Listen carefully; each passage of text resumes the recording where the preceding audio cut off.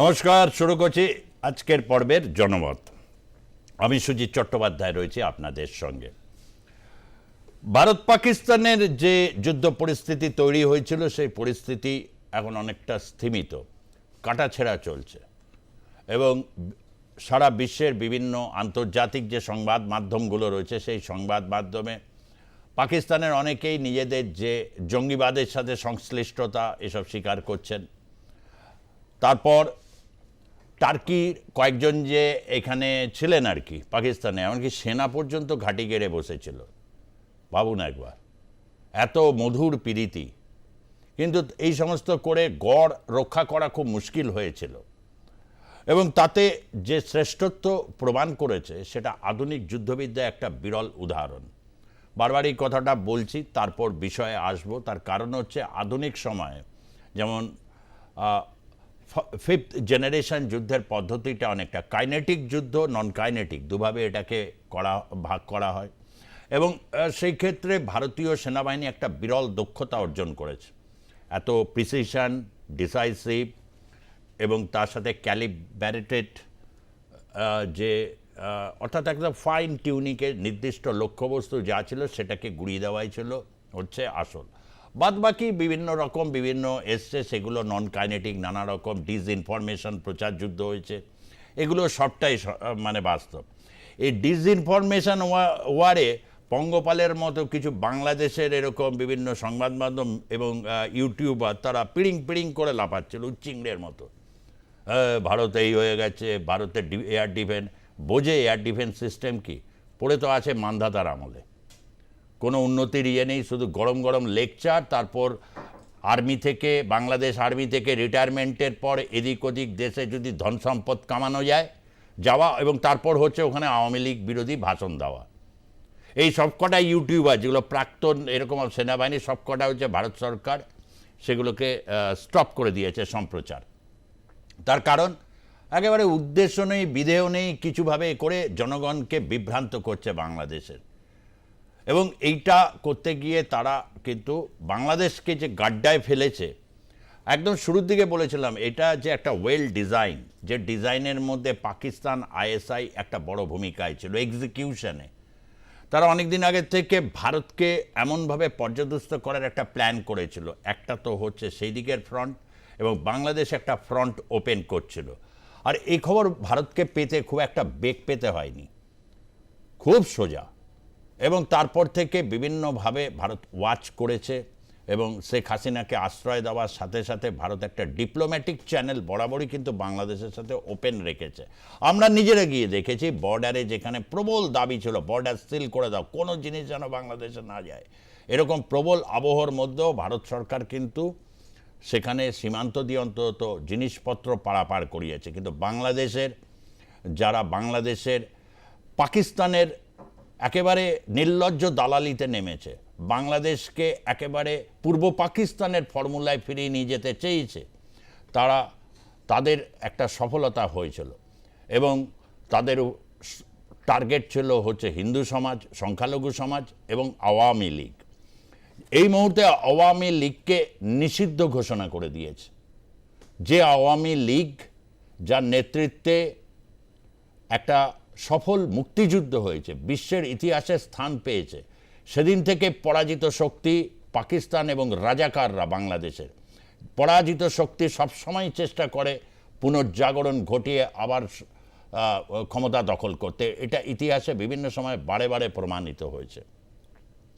তাই তারা ব্যান করে দিয়েছে এবং ব্যান করার আগে কাজে লাগিয়েছে এই সমস্ত বেহায়া ছাত্র সমাজ, যারা ছাত্র সমাজের মধ্যে একদম পুরো তারা কি ফ্যাসিবাদ বিরোধী সংগ্রাম, কোটা বিরোধী সংগ্রামকে ফ্যাসিবাদ বিরোধী সংগ্রাম ইয়ে করে এক দফা দাবি দিয়ে ফেলিয়ে দিয়েছে। তারপর নিজেরাই স্বীকার করেছে ইট ওয়াজ এ মেটাকুলাস প্ল্যান। আমাদের স্মরণীয় লক্ষ্য ছিল পতিত স্বৈরাচার ট্যাগ দিয়ে পারলে তাকে ভারত তার হাতে প্লেটে করে সাজিয়ে দেবে, সে নিয়ে গিয়ে ফাঁসির মঞ্চে তুলে দেবে।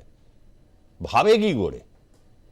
এই সমস্ত লোকে তো এই ধরনের মানে দুঃস্বপ্ন দেখার আগে 10 বার ভাবে, কিন্তু একেবারে একদমই এবং চাঁচাচোলা ভাবে পুরো একটা জঙ্গি রাষ্ট্রের মতো, যেরকম পাকিস্তানে দেখা যায় যে কেউ মারা গেলে হচ্ছে সেনাপ্রধান আসিম মুনির গিয়ে দাঁড়িয়ে থাকেন এইভাবে, বাংলাদেশের সেনাবাহিনীর সামনে সদর পেয়ে হাতে চাপাতি নিয়ে ঘুরছে, পুলিশ নেই, হ্যাঁ, মন্দির ধ্বংস করছে।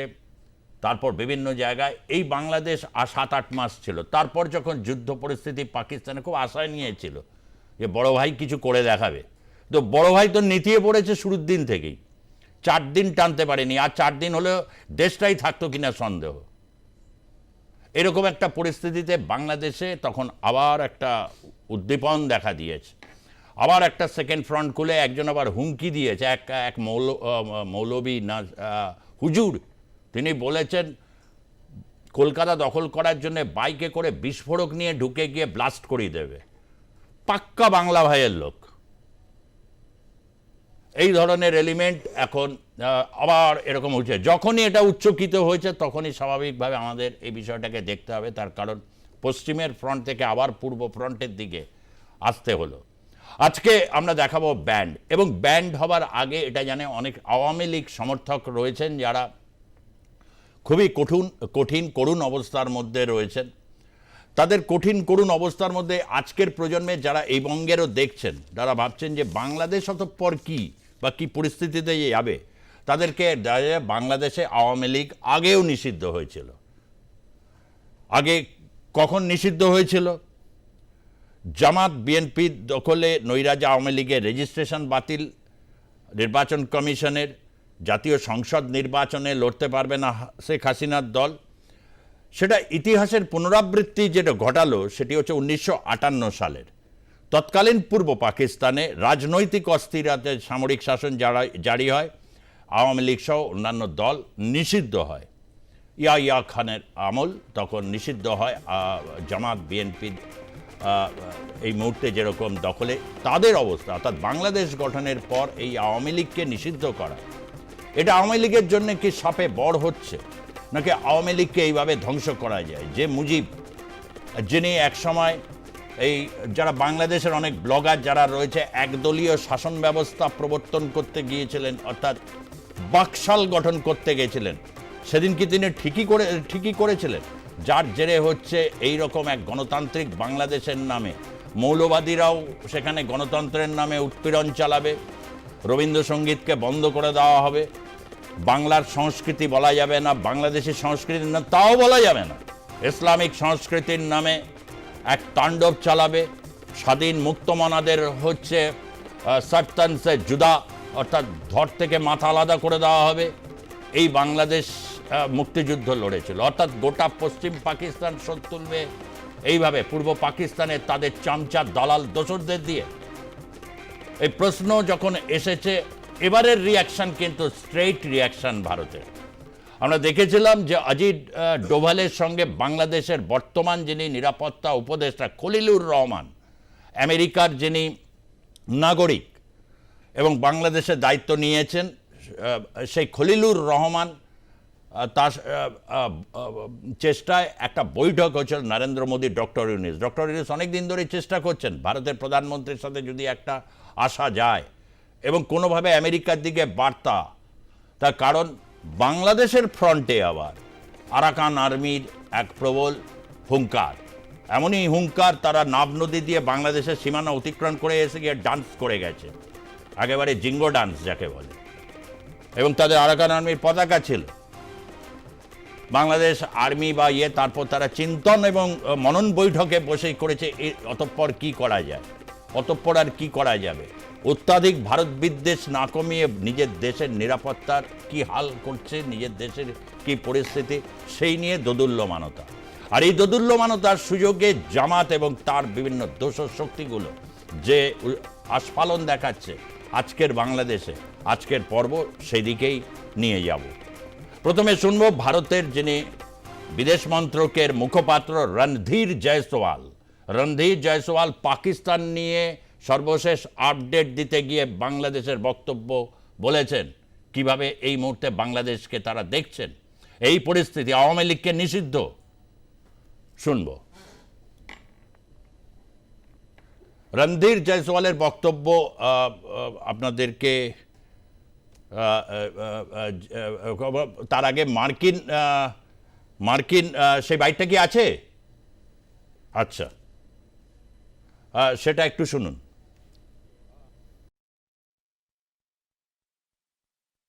Thank you.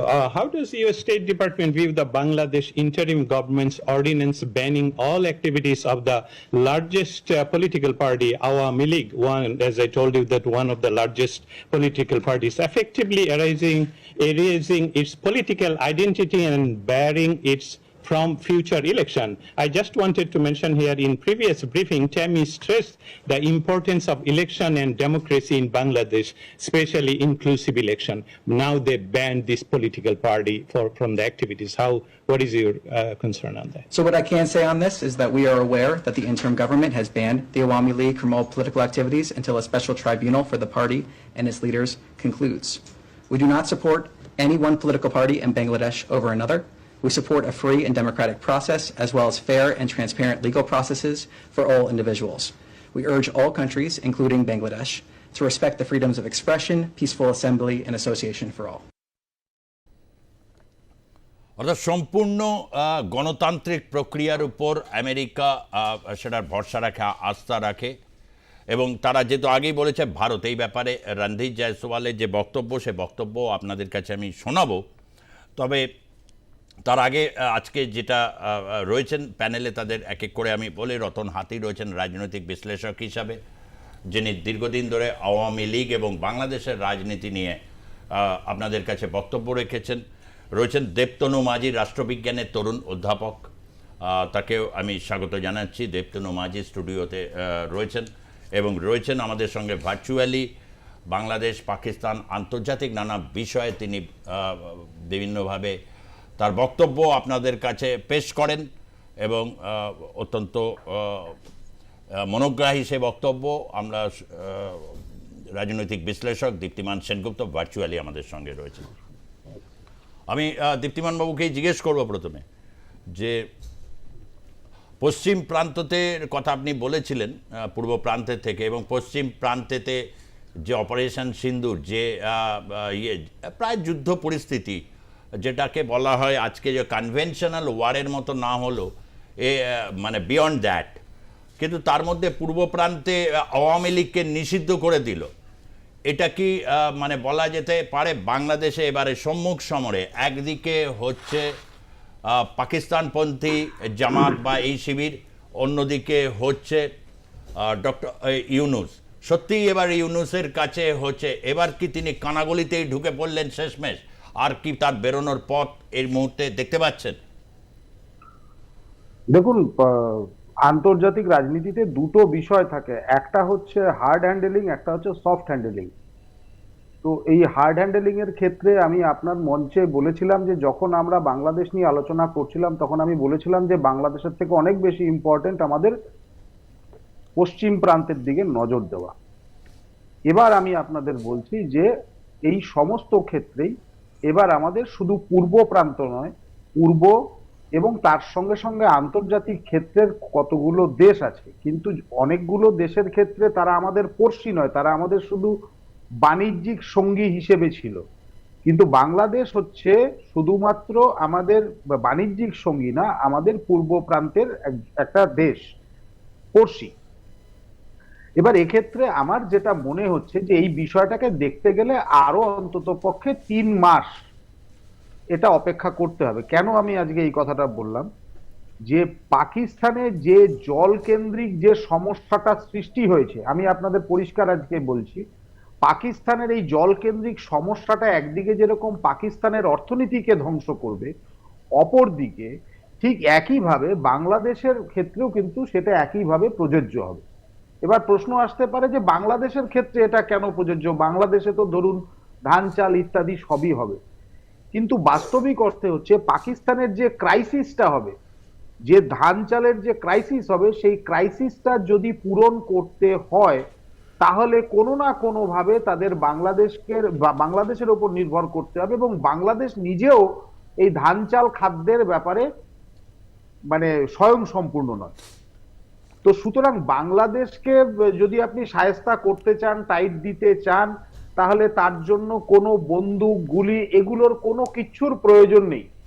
আমি মনে করি যে কিছু কিছু ক্ষেত্রে শুধুমাত্র যেরকম একটা ট্রেডের ক্ষেত্রে প্যাসেজ যেটা ছিল সেটার ক্ষেত্রে একটি বাধ্যবাধকতার জায়গা তৈরি হয়েছিল বা এখনো আছে, ঠিক একইভাবে বাংলাদেশের আগামী কয়েক মাসের মধ্যে যে খাদ্যের সমস্যাটা আসছে এবং তার সঙ্গে সঙ্গে রাজনৈতিক অস্থিরতা, দেখবেন রিকশাওয়ালাদের তুলে নিচ্ছে, লোকের মানে ক্রয় ক্ষমতা কমে যাচ্ছে, দেশে থাকতে চাইছে না, এইরকম করে যে বাস্তবিকতাটা আসছে, তার মধ্য দিয়ে Bangladesh is going to be a failed state very immediately.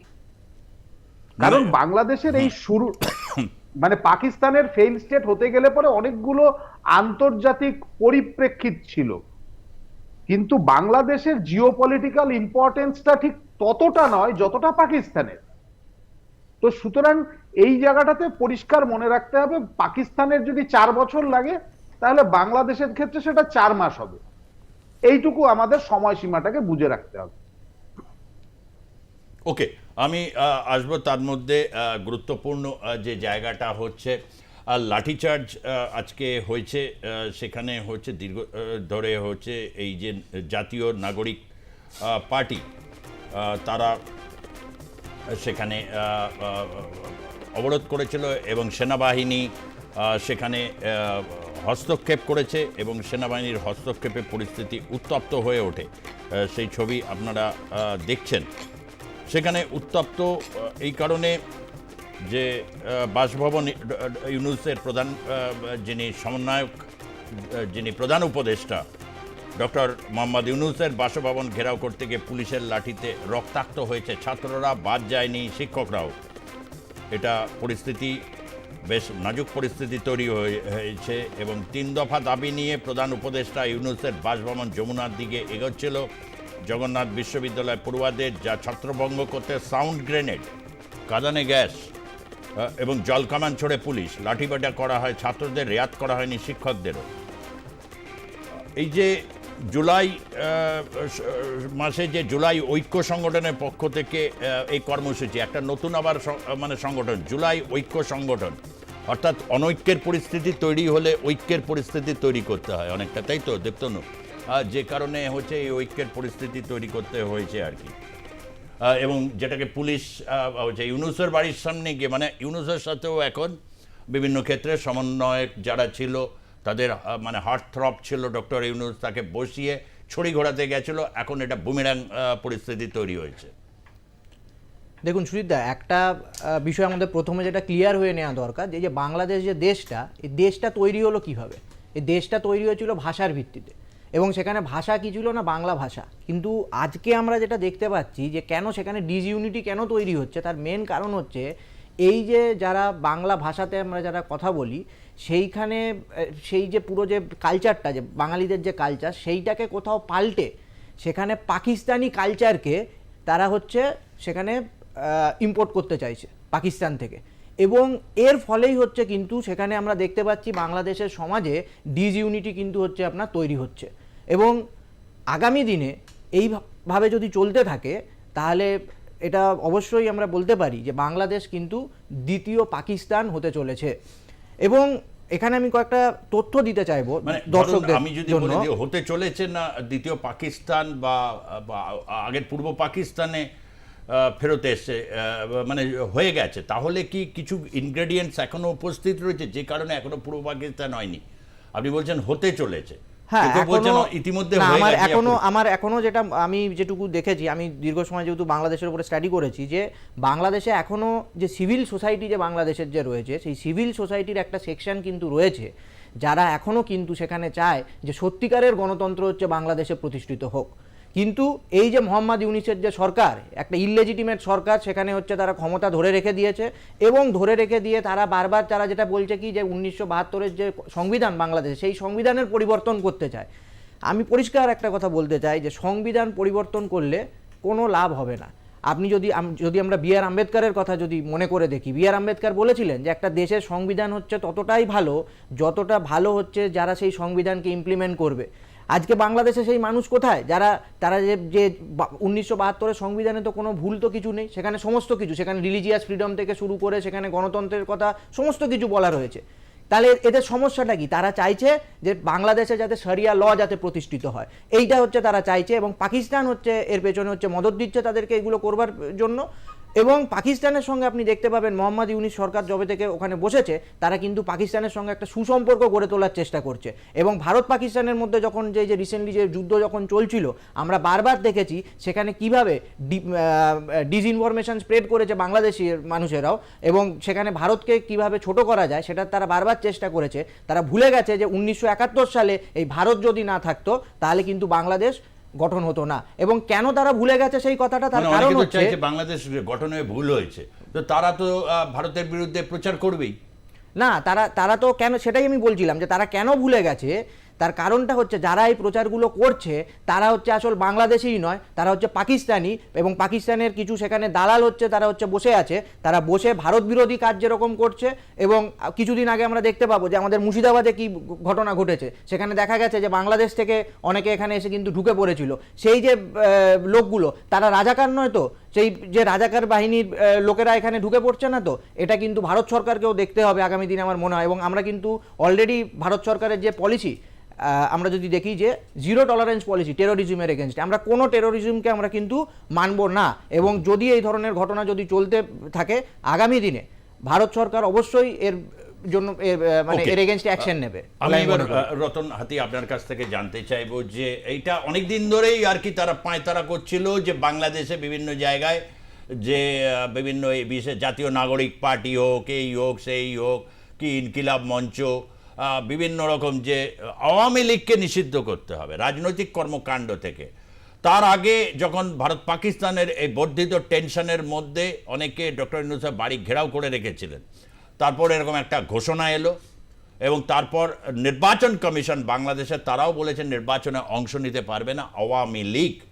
অর্থাৎ এই যে আওয়ামী লীগকে এই মানে সরিয়ে দেওয়া নির্বাচন প্রক্রিয়া, তাকে ফ্যাসিস্ট আওয়ামী লীগের জায়গায় কি আরও বড় ফ্যাসিস্টরা এই মুহূর্তে বাংলাদেশে আওয়ামী লীগকে পুরো একেবারে মানে তাকে তার চরম সর্বনাশ করার দিকেই তারা এগোতে চাইছে, কি পরিণতি অপেক্ষা করছে?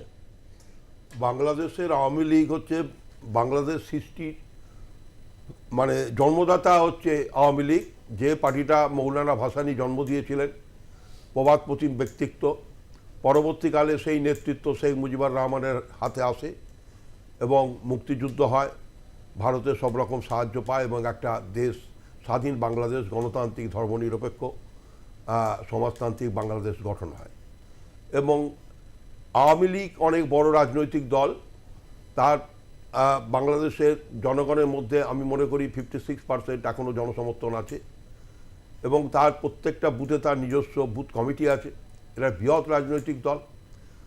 এবং আজকে মোহাম্মদ ইউনূস দুটো ট্রেন চালাচ্ছে, একটা ট্রেন মৌলবাদী সন্ত্রাসবাদীদের দিকে, একটা ট্রেন ওর মেন্টার পাকিস্তান এরকমভাবে যুদ্ধে শেষ হয়ে যাওয়ার পর ভয় পেয়ে গেছে, ভয় পেয়ে গিয়ে একটা ট্রেন আবার ভারতের দিকে ছোটাচ্ছে, সর্বধর্ম সমন্বয় করছে, হিন্দুদের ব্যাপারে দেখছে, ভয় পেয়ে গিয়ে করছে। এমনি খুব কৌশলী লোক, অর্থনীতিবিদ হলো, রাজনীতিটা অল্পদিন করলেও যথেষ্ট পরিণত হচ্ছে। যাই হোক, উনি এগুলো খেলছেন, আর কিছু না। তবে ব্যাপার হচ্ছে আওয়ামী লীগ এত বড় রাজনৈতিক দল, এর আগে কঠিন পরিস্থিতিতে ইয়াহিয়া খান আমল থেকে বহুবার পড়েছে। 1975-এ শেখ মুজিবুর রহমান মারা যাওয়ার পর সেই বাংলাদেশেও আমি গেছি, আমি দেখেছি যে কি অত্যাচার ভাবা যাবে না। তারপরও আওয়ামী লীগ ঘুরে দাঁড়িয়েছে। 2001 শেখ হাসিনা অ্যারেস্ট হয়েছে, জেলখানাতে তার উপর প্রচণ্ড অত্যাচার হয়েছে, তা আওয়ামী লীগ আবার ঘুরে দাঁড়িয়েছে। এবং 2011-12তেও তিনবার আওয়ামী লীগ আজকের থেকেও আরও কঠিন পরিস্থিতির মধ্যে ছিল, কিন্তু এই কঠিন পরিস্থিতির মধ্যে থেকেও আওয়ামী লীগ আবার বিরাট জনসমর্থন নিয়ে ফিরে এসছে। তার ভিত অনেক গভীরে, তার শেকড় বাংলাদেশের মাটির ভেতরে অনেক গভীরে। এভাবে আওয়ামী লীগকে শেষ করা যায় না। আর সাধারণ লোকের সমালোচনা হয় না, সাধারণ পার্টির সমালোচনা হয় না। আপনি যদি মাথার চিন্তার কারণ হন তবে আপনার পার্টির সমালোচনা হবে। সমালোচনা হলে আপনি জানবেন আপনি রাইট লাইনে চলছে, পার্টি আরও বিতর্কিত হচ্ছে, পার্টির মাথার চিন্তার কারণ হচ্ছে, তার মানে পার্টি আরও গ্ল্যামার পাবে। আগামী দিন অ্যামক্লক্স 500 অ্যান্টিবায়োটিক, ওটা 5000 আওয়ামী লীগকে করতে হবে, যাতে আরও বেশি বিরোধিতা হয়, আরও বেশি কন্ট্রোভার্সিয়াল হয়। যত বিতর্কিত হবে তত আওয়ামী লীগের পায়ের জমি বাংলাদেশে আরও প্রতিষ্ঠিত হবে বলে আমি মনে করি। আর একটা ব্যাপার হচ্ছে এই হাসিনার নেতৃত্বে বাংলাদেশের যে উন্নতি হয়েছে, আমি বহুবার বলেছি, আমি বলবো না, খালি একটা কথা বলবো, এই জিডিপি 400 বিলিয়ন এবং র্যাপিড গ্রোথ ডেভেলপমেন্ট এশিয়াতে চায়নার পরেই ছিল। এবং এছাড়া এলিভেটেড এক্সপ্রেসওয়ে, মেট্রো রেল, গভীর সমুদ্র বন্দর, শেখ মুজিবুর রহমান টানেল, 4 লেন থেকে আরম্ভ করে 13 লেন পূর্বাঞ্চল এক্সপ্রেসওয়ে থেকে শুরু করে, ওভারব্রিজ থেকে শুরু করে, অ্যাপারেল পার্ক থেকে শুরু করে, মেট্রো থেকে শুরু করে, যে উন্নয়ন হাসিনা দিয়েছে, ওই উন্নয়নই আবার আওয়ামী লীগকে বাংলাদেশের সমমহিমায় ফিরিয়ে আনবে। এবং এই ক্ষেত্রে ভারত কিন্তু তার পরিষ্কার বলেছে, রণদীপ জয়সওয়াল তার বক্তব্যে বলেছে যে বাংলাদেশে মাল্টি পার্টি সিস্টেমের কথা এবং আওয়ামী লীগকে নিষিদ্ধ করার ব্যাপারে স্পষ্ট অভিমত দিয়েছে যে ভারত কিন্তু এতে অত্যন্ত মানে ক্ষুব্ধ এবং তারা দ্রুত নির্বাচন ভারত চেয়েছে। নিশ্চয়ই, এবং দ্রুত নির্বাচন চেয়েছে। এবং আর একটা কথা হচ্ছে, আওয়ামী লীগকে ঠেকাবার ক্ষমতা কারো নেই। প্রথম কথা, তাদের এই ইউনুসের মেন্টর ছিল মেন তুরস্ক এবং পাকিস্তান। এই কদিনে পাকিস্তানে যেভাবে 46টা পয়েন্টে সার্জিক্যাল অ্যাটাক হয়েছে, যেরকমভাবে পাকিস্তানকে গুড়িয়ে দেওয়া হয়েছে, ভারতবর্ষের এয়ারফোর্সের ক্ষমতা আজকের বলে না, আমি একটা ছোট ঘটনা বলি। আমি আসছি ওই প্রসঙ্গে, আমি একটু আসবো হচ্ছে দীপ্তিমান বাবু আপনার কাছে।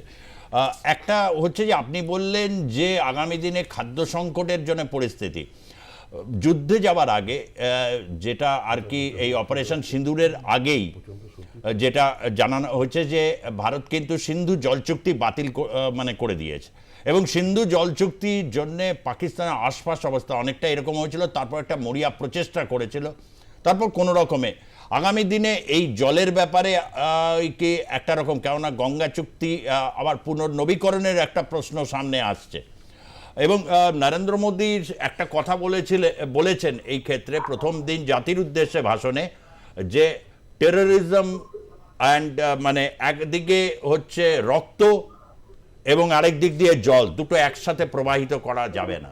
ঠিক আজকেও তো বাংলাদেশে এরকম এত রক্ত ঝরেছে, আবার তাদের পানি, তিস্তা পানি হোক বা হচ্ছে গঙ্গা পানি হোক, এই ব্যাপারগুলো কি আগামী দিনে বাংলাদেশকে ভারতকে ইতিমধ্যে সেই বার্তাটাই দিতে চাইছে বা যেটাকে আপনি ইঙ্গিত করতে চাইছেন?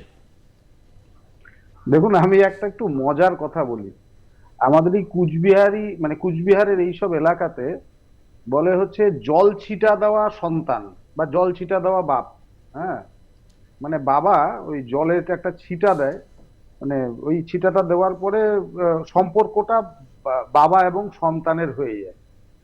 তো এখন আমি এর বেশি আর কিছু বলতে চাই, মানে আমি এই বিষয়টুকুই শুধু বললাম, পাকিস্তানকে যদি জল দিয়ে শায়েস্তা করার লাইনে আনতে পারে, তাহলে বাংলাদেশ হচ্ছে এই পুরো ঘটনাটার মধ্যে একটা অচল আটানা পয়সা। একদম পরিষ্কার আপনি বুঝতে পারেন, আজকের বাজারে 50 পয়সার ভ্যালুটা যতটা, বাংলাদেশের ভ্যালুটা ইন্ডিয়ার কাছে ঠিক ততটা। কারণ আমি আপনাকে বলছি, বাংলাদেশ যেই সমস্যাগুলোর মধ্যে মানে অলরেডি পড়তে যাচ্ছে না, গত বছর সেটা ছিল পড়তে যাচ্ছে, এখন সেটা অলরেডি পড়ে গেছে। সেটা হচ্ছে বাংলাদেশের শিক্ষা ব্যবস্থা সম্পূর্ণ ভেঙে পড়েছে। বাংলাদেশের থেকে বিদেশে গিয়ে কাজ করার যে সুযোগ, যেটা দিয়ে তাদের মূলত ফরেন এক্সচেঞ্জ তাদের কাছে আসতো, তারপরে হচ্ছে ধরুন তাদের গার্মেন্টস ব্যবসা, সেটাও অলমোস্ট লোপাট হয়ে গেছে।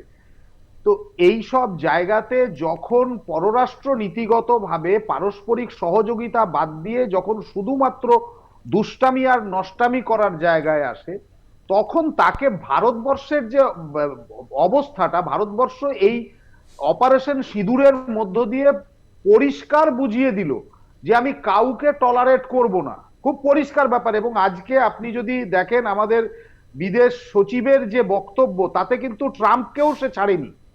তো যেখানে ট্রাম্পকে ছাড়েনি সেখানে ইউনুসকে, একদম খুব পরিষ্কার ব্যাপার।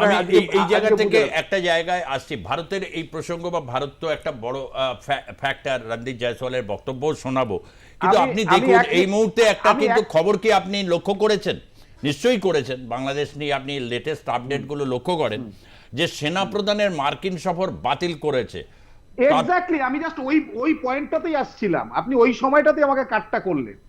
আপনি দেখুন বিগত কয়েক মাসের মধ্যে যখন এইরকম একটা পরিস্থিতি চলছে, তখন সেনাপ্রধানের সঙ্গে সেনাপ্রধানের নিচু তলার একটা দূরত্ব তৈরি হয়েছে এবং মার্কিন সফর বাতিল হয়েছে, মাথায় রাখতে হবে।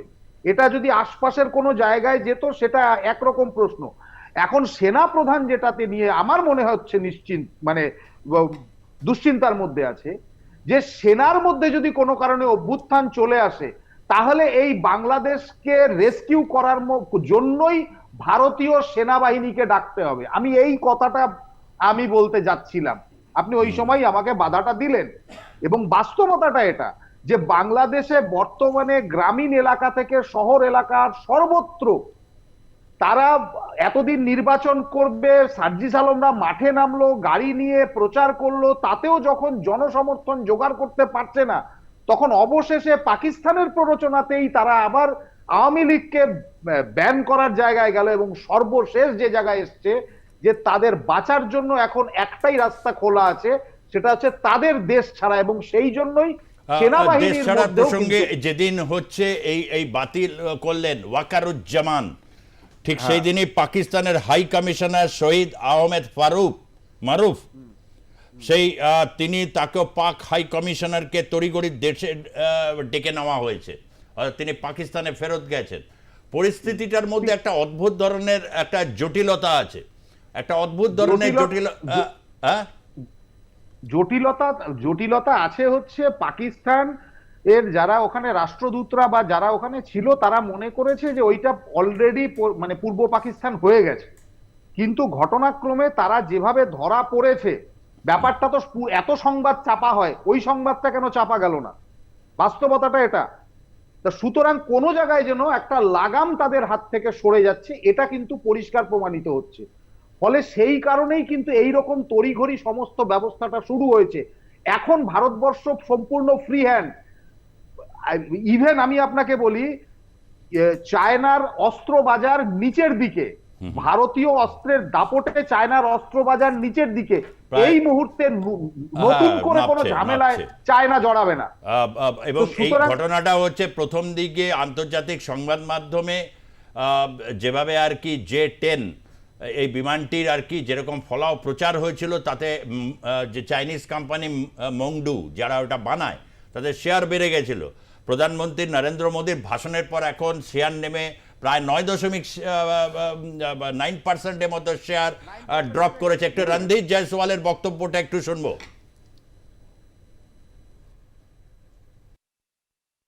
जहां तक अवामी लीग की बात है, the ban on the Awami League without due process is a concerning development. As a democracy, India is naturally concerned at curtailment of democratic freedoms and shrinking political space. We strongly support the early holding of free, fair and inclusive elections in Bangladesh. जो अवामी league पे ban लगा है वो एक चिंता का विषय है। एक जो लोकतांत्रिक प्रणाली में एक तरीका होता है सब काम करने का, वो ड्यू प्रोसेस को दरकिनार करके किया गया है। एक लोकतंत्र के रूप में भारत जो वहाँ पर लोकतांत्रिक आज़ादी को रोका जा रहा है और जो वहाँ पर राजनीतिक गतिविधियों के लिए जो दायरा है वो कम हो रहा है, इसको लेके हम लोग चिंतित हैं। और साथ में हमारा ये मानना है, हमारा ये आह्वान है कि बांग्लादेश में जल्द से जल्द एक निष्पक्ष और समावेशी चुनाव कराया जाए। ভারত চাইছে দ্রুত নির্বাচন বাংলাদেশে। সমস্ত নির্বাচনের নাম শুনলে আবার হচ্ছে সমন্বয়ক থেকে ডক্টর ইউনূসের আবার গায়ে জ্বর এসে যায়। মানে মানে নির্বাচন করতে হবে শুনলেই জ্বর এসে যায়। বিএনপি নির্বাচন দ্রুত চেয়েছিল, হঠাৎ তার মুখে আবার কণ্ঠে অন্য সেও আবার বলছে আওয়ামী লীগ নিষিদ্ধ হয়েছে, আমরা নিচ্ছি নির্বাচনটা অন্তত। কিন্তু ভারত এই নির্বাচন ইনক্লুসিভনেস চাইছে, অর্থাৎ সব রাজনৈতিক দল যাতে নির্বাচনে অংশ নিতে পারে। বাসটা খুব মানে বার্তা খুব পরিষ্কার। আমি আসবো একটু দেবতনুর কাছে এবং রতন হাতির কাছে, একটু তার আগে দূরভাষে ইউনুস আলী আছেন মুর্শিদাবাদ থেকে ইউনুস আলী। আচ্ছা, আপনারা জনমতে অংশ নিতে পারেন, দ্রুত আপনাদের বক্তব্য রাখবেন। এই বার্তাটাকে কি হিসাবে ধরাবে, মানে একটা বার্তা নাকি এটা হচ্ছে একটা হুঁশিয়ারি, না ভারত সত্যি চিন্তিত, কি মনে হচ্ছে? দেখুন, এটা তো অবশ্যই একটা চিন্তার বিষয় যে বাংলাদেশে আমরা যদি দেখি প্রায় 1 বছর হতে চললো, সেখানে গণতন্ত্র নেই। এটা অবশ্যই ভারতের কাছে একটা চিন্তার বিষয়। এবং আরেকটা জিনিস যেটা, যে আপনি যদি দেখেন যে বাংলাদেশে যে বারবার এই যে ইনক্লুসিভিটির কথাটা যেটা আপনি বলছিলেন, সেটা তো আপনার যে একটা মানে সুশাসনের জন্য, সুশাসনের বৈশিষ্ট্য আমরা যদি দেখি, সেখানে ইনক্লুসিভিটির ওপর বারবার করে ফোকাস করা হয় যে কোনো গণতান্ত্রিক দেশে। সেখানে যেই রাজনৈতিক দলটা সবথেকে বাংলাদেশের পপুলার দল, এবং সেখানে যতই তাদের বিরুদ্ধে অভিযোগ থাকুক তারা পপুলার, এটা আপনাকে মানতে হবে, সেই রাজনৈতিক দলকে বলা হচ্ছে ব্যান করে দিলাম, ব্যান করে। এবং ওরা মানে যদি আওয়ামী লীগ যদি আগামী ইলেকশনে যদি তারা যদি পার্টিসিপেট করে, তারা কোথাও গিয়ে ভয় পাচ্ছে যে আওয়ামী লীগ আবার ক্ষমতায় চলে আসবে না তো। এবং আমি আপনাকে বলতে পারি, যদি আওয়ামী লীগকে মানে অ্যালাউ করা হয়, আওয়ামী লীগই ক্ষমতাতে আসবে। তার কারণ বাংলাদেশের মানুষ বুঝে গেছে যে যে আওয়ামী লীগের যে একটা ইমেজ তৈরি করা হয়েছিল যে স্বৈরাচারী সরকার, স্বৈরাচারী সরকার, আসলে এখন যে নৈরাজ্য সেখানে যে চলছে সেটা মানুষের কাছে পরিষ্কার হয়ে গেছে এবং দিনের আলোর মতো। এবং সেই কারণে মানুষ কিন্তু আবার আওয়ামী লীগকেই ভোট দেবে, এবং সেই কারণেই এটা খুব প্ল্যান্ড ওয়েতে আওয়ামী লীগকে হচ্ছে ব্যান করে দেওয়া হয়েছে। এবং আমি আপনাকে বারবার যে জিনিসটা আমি এর আগেও আপনার চ্যানেলেই অনুষ্ঠানে বলেছি আর কি, যখন বাংলাদেশ নিয়ে এর আগেও কথা হয়েছিল, যে মোহাম্মদ ইউনিস আজকে যেটা করছেন, শেখ হাসিনাকে তারা যেভাবে দেশ থেকে তাড়িয়েছিলেন, শেখ হাসিনা তো নয়, ভারতেরও সাহায্য পেয়েছিল, মোহাম্মদ ইউনিস কিন্তু ওই বাংলাদেশ থেকে বেরিয়ে যাওয়ার জন্য একটা রিক্সাও পাবে না সুজিতদা। আমি আপনাকে বলে দিলাম, বাংলাদেশের সাধারণ মানুষ যে রয়েছে, সেই সাধারণ মানুষ হচ্ছে মোহাম্মদ ইউনিসকে কিন্তু এর জবাব তাকে দিতে হবে ওখানে দাঁড়িয়ে থেকেই। ওকে, আসছি। হ্যাঁ, কিছু বলছেন দীপ্তিমান বাবু? আমি একটা জিনিস বলছি, যে সেটা হচ্ছে মূলত উদ্দেশ্য ছিল হচ্ছে ভারতবর্ষকে ডিফেম করা পাকিস্তানি শক্তিদের। এবং সেক্ষেত্রে যেহেতু বাংলাদেশের স্বাধীনতাটা ছিল ভারতবর্ষের সরাসরি একটা ইনভলভমেন্টে, সেই কারণে কিন্তু আমাদের বিদেশ সচিব এই ব্যাপারে অফেন্সটা নিয়েছে। বাস্তবে কি, এই জায়গাটাকে আমাদের বুঝে নিতে হবে। যদি সেটাই হয় যে ভারতবর্ষের এই যে আত্মত্যাগ, সেটাকে যদি কেউ ডিফেম করার চেষ্টা করে, তাহলে আপনাকে আমি বললাম, আজকে যেটা বিদেশ সচিব বললেন শান্ত গলাতে, এটা কিন্তু শান্ত গলা নয়, আসলে আয়তনটা ছোট বলে শান্ত বলেছে। অতি অল্প সময়ের মধ্যে ধাক্কা খেতে যাচ্ছে, এটুকু আপনি জেনে রাখুন। আপনি মানে অতি অল্প মানে শুরুতে 3 মাস বলেছিলেন, মানে মোটামুটি এর মধ্যে একটা প্রবল, কেন আপনি দীর্ঘদিন দিল্লিতে ছিলেন, আকবর রোডে থাকতেন, একটা সময় এই বিদেশ মন্ত্রক, এই মন্ত্রকগুলো, এই যে ভাষা রণধীর জয়সওয়াল, রণধীর জয়সওয়াল যেটা বলছে, এটা যেটা মানে আমার প্রশ্নটা হচ্ছে ঠিক স্পেসিফিক, এটা কি মানে একদম ঘোর সতর্কবার্তা? হ্যাঁ, ঘোর সতর্কবার্তা। এবং এর মেন বার্তাটা আমি বলে দিই, আমি আজ একটু অসুস্থ, তুমি আমি বলে দিচ্ছি বার্তাটা। প্রথম কথা, ভারতের বিদেশ মন্ত্রণালয় সারা বিশ্বের শ্রেষ্ঠ বিদেশ মন্ত্রণালয়। এই বিদেশ মন্ত্রণালয়ের যে পররাষ্ট্র কমিশনের নীতি নির্ধারণ কমিটি, পলিসি মেকিং কমিটি, এটা ওয়ার্ল্ডের সবচেয়ে সেরা। আমি মনে করি মার্কিন যুক্তরাষ্ট্র বা বিশ্বের উন্নতিশীল দেশের বিশ্বশ্রেষ্ঠ, তাদের দেশের থেকেও আমাদের দেশে অনেক অ্যাডভান্স ভারতের এক্সটার্নাল অ্যাফেয়ার্স মিনিস্ট্রি, কারণ আমাদের আইএফএস অফিসাররা অনেক দক্ষ। একটা কথা আমি বলে দিচ্ছি, বাংলাদেশ সমস্যা মিটবে, আওয়ামী লীগ আবার ক্ষমতায় আসবে। রাশিয়ার সাপোর্টে ভারত অনেক বড় খেলা খেলতে নেমেছে এই সাবকন্টিনেন্টে। ভারত এই মুহূর্তে ওয়ার্ল্ড পাওয়ারে 4, ইকোনমিক পাওয়ারে 5। আমরা ইন্দিরা গান্ধীর আমলে এই সাবকন্টিনেন্টে লিডারশিপ আমাদের হাতে ছিল।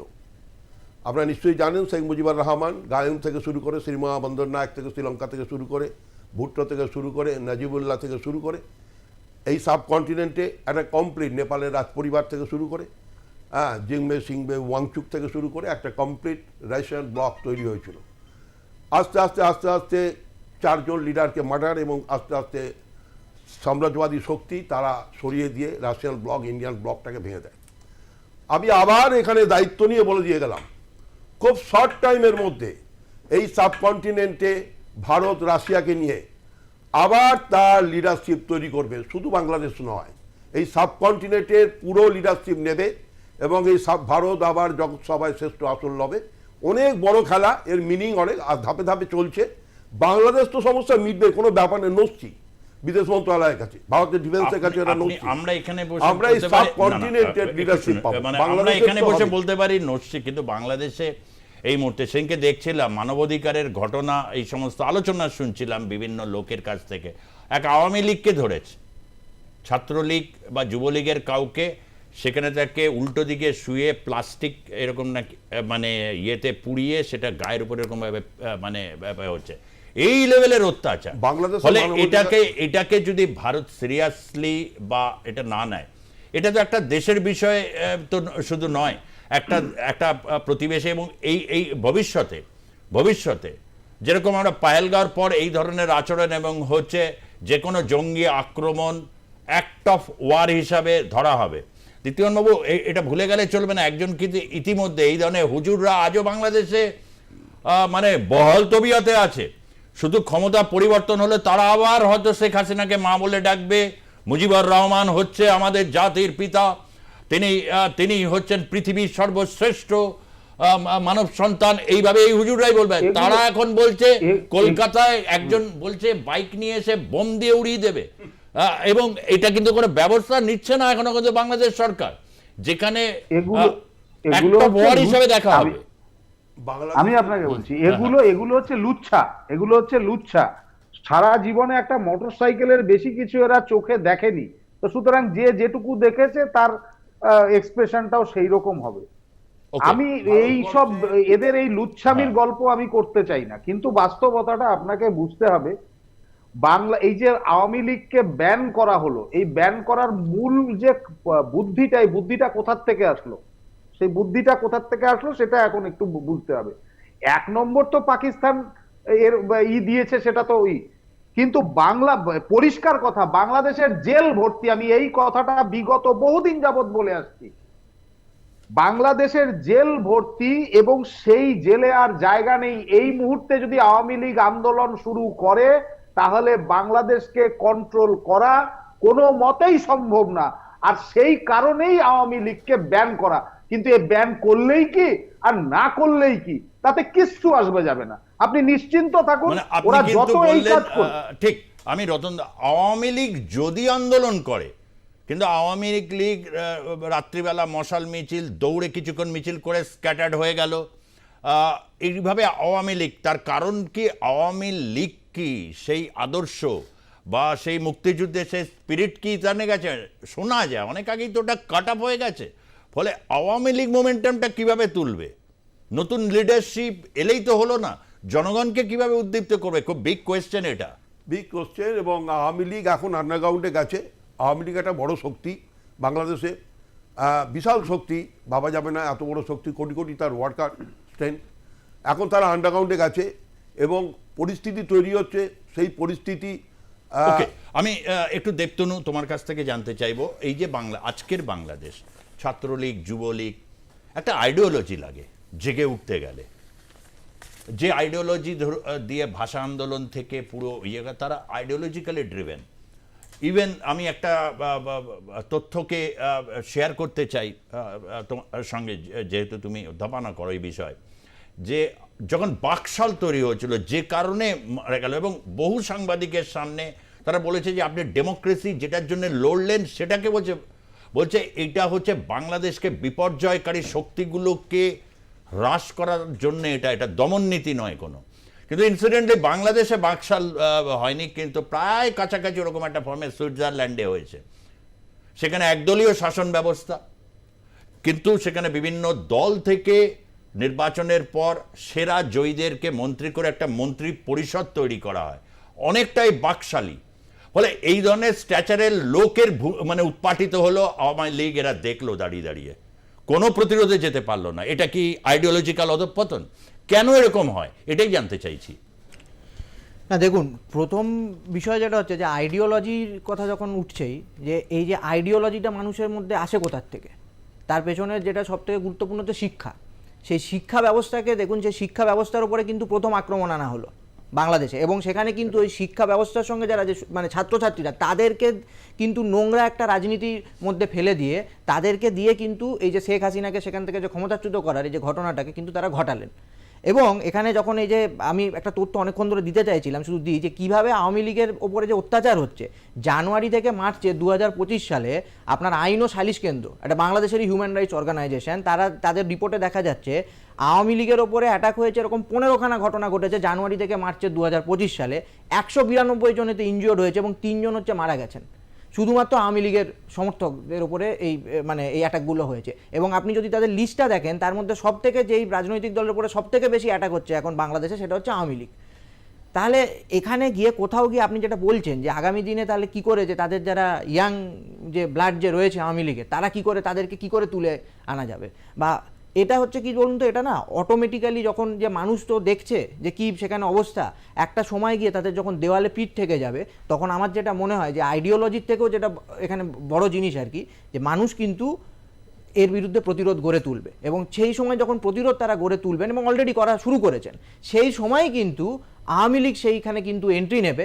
এবং আপনি দেখুন যে মোহাম্মদ ইউনূস কীভাবে তিনি কিন্তু এই ইলেকশনের ব্যাপারটাকে ডিলে করছেন। তিনি যখন প্রথম ক্ষমতায় এসেছিলেন তখন এক কথা বলেছিলেন, কনস্টিটিউশন মেকিংয়ের কথাও তারা বারবার বলেছে, কনস্টিটিউশন মেকিংয়ের কথাও তখন বলেছিল যত দ্রুত হবে, সেইভাবে কিন্তু হয়নি। এবং আলটিমেটলি কিন্তু এইভাবে ডিলে, যেটা আমরা বাংলাদেশের আগেও দেখেছি 2007-8 সালে ওই সময়টা আমরা যদি দেখি, সেখানে কিন্তু এই কেয়ারটেকার গভর্নমেন্টের যে ব্যবস্থা ছিল, সেই কেয়ারটেকার গভর্নমেন্টও কিন্তু মিলিটারি সাপোর্ট নিয়ে এইভাবে ক্ষমতাটাকে তারা ধরে রেখেছিল। এবং সেখানে মানুষ কিন্তু তার বিরুদ্ধে পরবর্তীকালে প্রতিরোধ গড়ে তোলে এবং 2009 সালে কিন্তু শেখ হাসিনা আবার হচ্ছে ক্ষমতাতে এলেন। তো এখানে আইডিওলজি তো অবশ্যই থাকবে। আর আওয়ামী লীগের আইডিওলজি কি? গণতন্ত্র, ঠিক আছে। আওয়ামী লীগের আইডিওলজি কি? যে আমার সেখানে সেকুলার আউটলুক তাদের, ঠিক আছে। কিন্তু এর পাশাপাশি কিন্তু আমরা যেটা দেখতে পাবো সেটা হচ্ছে যে এই বিষয়গুলো যত মানুষ আর কি এখান থেকে মানে এই জিনিসগুলো যে গণতান্ত্রিক অধিকার থেকে বঞ্চিত হবে, তারা দেখতে পাচ্ছে যে কিভাবে যারা মাইনরিটি রয়েছে তাদের ওপরে কিভাবে অত্যাচার করা হচ্ছে। মাইনরিটি বলতে স্পেসিফিক্যালি হিন্দুদের ওপর কিভাবে অত্যাচার করা হচ্ছে। বাংলাদেশে তো আগে তো মুসলিম বা হিন্দুদের মধ্যে যে একটা যে ভালো সম্পর্ক, আমরাও তো দেখতাম যে অনেক কিছু ঘটনা ঘটছে, কিন্তু তারপরেও শেখ হাসিনার সময় কিন্তু সেখানে একটা তাদের মধ্যে ভালো সম্পর্ক গড়ে উঠেছিল। এবং আমি নিজের ঢাকা শহরে দেখেছি আপনার দুর্গাপুজোর সময় শখানেকের ওপরে আপনার দুর্গাপুজো হয়েছে ঢাকা শহরে। আমরা একটু নিমাই বিশ্বাস দমদম পার্ক থেকে, হ্যাঁ বলুন। হ্যাঁ, আমি বলছিলাম যে বাংলাদেশ যা আওয়ামী লীগ থাকাকালীন অবস্থায় হাসিনা যেভাবে অর্থনৈতিক অবস্থাটাকে আস্তে আস্তে উন্নত করে দেশটাকে এগিয়ে নিয়ে যাচ্ছিল, সেই জিনিস পৃথিবীময় এই অসুবিধা হচ্ছে। যে কোনো রাষ্ট্র, এ ছোট হোক বড় হোক, নিজের চেষ্টা এগিয়ে যাওয়ার চেষ্টা করছে, অর্থনৈতিক অবস্থাকে ভালো করবার চেষ্টা করছে, মাথা পিছু জাতীয় আয়টাকে বাড়াবার চেষ্টা করছে। কিন্তু পৃথিবীতে কয়েকটি শক্তি আছে, আপনারাও জানেন, সবাই জানে, A to Z জানে, এই বৃহৎ পাওয়ারগুলি, হ্যাঁ, তাদের মন মতো, হ্যাঁ, সেখানকার যদি কাজ না করে তাহলেই তারা একটা তাকে পাওয়ার দিয়ে সরিয়ে দিয়ে, হ্যাঁ, তাদের নিজস্ব মানে কবজা করে নিয়ে আসতে চাইছে। এটা তো ঠিক না। হ্যাঁ, এভাবে চলতে পারে না। হ্যাঁ, আজকে আপনি যাই বলুন, এরা কি পড়েনি? হ্যাঁ, নজরুল কি বলে গেছে, এ কি বলে গেছে, সব এরাও তো ওই ধর্মাবলম্বী ছিল। হ্যাঁ, কাজে তাদের ফলো করতে হবে না। আজকে যে এই বিভেদটা সৃষ্টি করছে কি হবে? হ্যাঁ, দুদিন পরে দাঙ্গা হচ্ছে, কিভাবে শেষ হচ্ছে? হিন্দু মুসলমান কই মারছে, ওকে মারছে, কেন হবে? হ্যাঁ, কই আমরা যে ওয়েস্ট বেঙ্গলে বাস করছি, কই আমরা তো এসব করছি না। তার কারণ হচ্ছে কি, আমাদের মধ্যে শিক্ষা আছে। আসল হচ্ছে শিক্ষা। শিক্ষার যতদিন বিস্তার না হবে, সে মুসলিমই হোক, খ্রিস্টানই হোক, হিন্দুই হোক। ধন্যবাদ। আপনি সবাই বলেছেন উদ্বিগ্নতা একটা প্রত্যেক মানুষের মধ্যে রয়েছে, বিশেষ করে সংবেদনশীল, বিবেকবান এবং শিক্ষিত মানুষের মধ্যে একটা উদ্বেগ কাজ করে। এই উদ্বেগ তাকে নিয়ে যায় হচ্ছে ঘটনার বিশ্লেষণগুলোতে। অনেকেই অংশ নেন, বৃহৎ শক্তিগুলো এই ক্ষেত্রে ঠিক, কিন্তু বৃহৎ শক্তি থেকে ভারতকে বৃহৎ শক্তি হিসাবেই এই মুহূর্তে ধরতে হবে। অনেকের হয়তো এটা বিশ্বাস জন্মায় না যে ভারত একটি বৃহত্তর শক্তি, কিন্তু নিশ্চিতভাবে যদি আজকের ওয়ার সায়েন্সকে আমরা যদি দেখি, তাহলে বিশ্বের বিভিন্ন সাম্রাজ্যবাদী যে দেশগুলো একদিন হয়েছিল, সেগুলোর সাথে একটা ভারত খুব গুরুত্বপূর্ণ কথা রতন হাতির থেকে আমরা পেলাম যে ভারত আগামী দিনে রাশিয়ার চিরকালীন সখা বন্ধু। সেই রাশিয়ার সাথে একটা তারা সেখানে এই দক্ষিণ এশিয়াতে একটা বৃহৎ একটা কিন্তু আবার কর্তৃত্ব নেবে, এটা ভারতের লক্ষ্য, নাচেত এক গৃহযুদ্ধ, অশান্তি, মৌলবাদ থেকে এক হিংসাত্মক